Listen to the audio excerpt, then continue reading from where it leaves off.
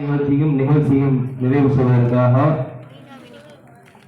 Android phone சம்பந்தமான நமக்கு முன்னால் விளக்கமாக பேசுவதற்காக முகமது ஃபைசல் அவர்களின் மகள் ரஷ்மியா அவர்களை மேடைகளை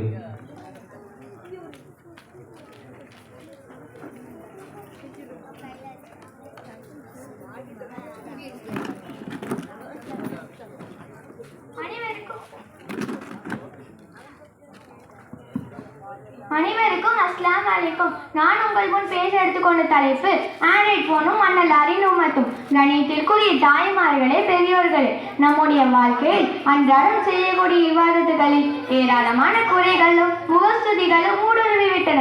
அல்லாஹ்விற்காக செய்யக்கூடிய அமல்கள் அலட்சிய போக்கு நிரம்பிவிட்டன. தொழுகை முதல் கொண்டு எல்லாவற்றிலும் செல்போனும் செல்வி முகமும் நிரம்பி வழிகின்றன. செல்போனும் செல்ஃபியும் ஃபேஸ்புக்கும் வந்ததிலிருந்து நம்ம சமுதாயம் உம்ரா வித் செல்ஃபி, ஹஜ் வித் செல்ஃபி, ஹரம் ஷரீஃபிலிருந்து காபா பிடால் செல்ஃபி நன்மைகளை வாரி குவிச்சுட்டு இருக்கின்றன. இஹ்ராம் கட்டினதுலேருந்து கார் டாக்ஸி ஏறினது முதல் ஏரோப்ளைனில் ஏறி உட்கார்ந்ததுன்னு ஒரே அப்டேட் அளவில் தான் போங்க. இப்போ முத்தி போச்சா இல்லை முன்னேறி போச்சா தெரியல. சமீபத்தில் நடந்த ஒரு செய்தி, ஹரம் ஷரீஃபில் கணவனும் மனைவியும் தேர்ந்தெடுத்த போட்டோவை கணவன் ஃபேஸ்புக்கில் அப்லோட் செய்து with my wife please comment என்று பதிவிட்டு இருந்தார். இங்கு இபாதத்தின் நோக்கம் கெட்டு போய்விட்டது. ஹரமையும் செல்ஃபி ஆக்கிரமிச்சு விட்டது. இப்போ லேட்டஸ்டா செல்ஃபி தான் ஆரம்பிச்சிட்டாங்க.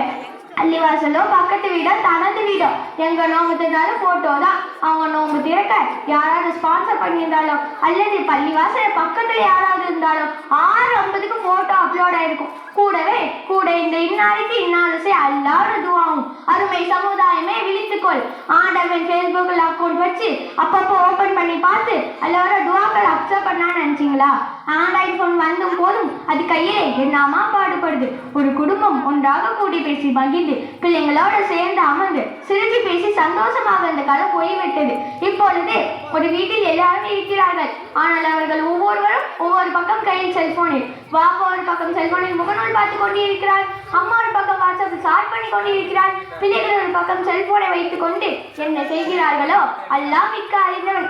இப்பொழுது இதுதான் குடும்பம். முகநூலில் சில பிள்ளைகள் போட்டோ போட்டு அந்த பிள்ளைகள் சொல்லுவது போல் குரானுக்கு போல் படம் பிடித்து போடுகிறார்கள். இது என்ன சந்தோஷம் இருக்கிறது என்று தெரியவில்லை. அதற்கு நிறைய கமெண்ட் லைக்ஸ் நிறைய வருகிறது. அதில் ஒரு சந்தோஷம். அப்பொழுது சீக்கிரமாக படுத்து சீக்கிரமாக விழித்து விடுவார்கள். இப்பொழுது நேரமாக படுத்து ரொம்ப நேரமாக விழிப்பது. காரணம், பல மணி நேரம் முகநூலில் அழைத்து விட்டு அல்லது வாட்ஸ்அப்பில் சாட் பண்ணு. இப்போ நிறைய குரூப்பாக கிளம்பிட்டாங்க. போட்டி போட்டுக்கொண்ட நிறைய பேர்கள் ஹதீஸ்கள் குரான் வசனங்கள் முகநூலிலும் வாட்ஸ்அப்லையும் போட்டு தருகிறார்கள். ஆனால் அவர்கள் கொஞ்சம் கூட சிந்திப்பதில்லை. நான் எப்படி இருக்கிறேன், என் நிலை இஸ்லாத்தில் எப்படி இருக்கிறது, நானே முதல் குரான் ஓதவில்லை, 5 வேளை தொழவில்லை, இப்படி இருக்க நான் மற்றவர்களுக்கு எப்படி உபதேசம் செய்ய முடியும்? சிந்திக்க வேண்டாமா? போன நேரம் திரும்ப வராது. பொழுதுபோக்கு சாதனங்களில் மறுமையில் எந்த பலனும் தராது. நம்ம நேரத்தை பற்றி மறுமையில் அல்லாஹ் விசாரிப்பான் என்பதை மறந்து விடாதீர்கள். 5 கேள்விகள் மறுமையில் இருக்கிறது. அவைகளில் ஒன்றுதான் கொடுக்கப்பட்ட நேரம். அதை எப்படி கழித்தார் என்று அல்லாஹ் கேட்கும் போது நாம் என்ன பதில் சொல்வோம் என்பதை இப்பொழுதே விழித்துக் கொள்வோம்.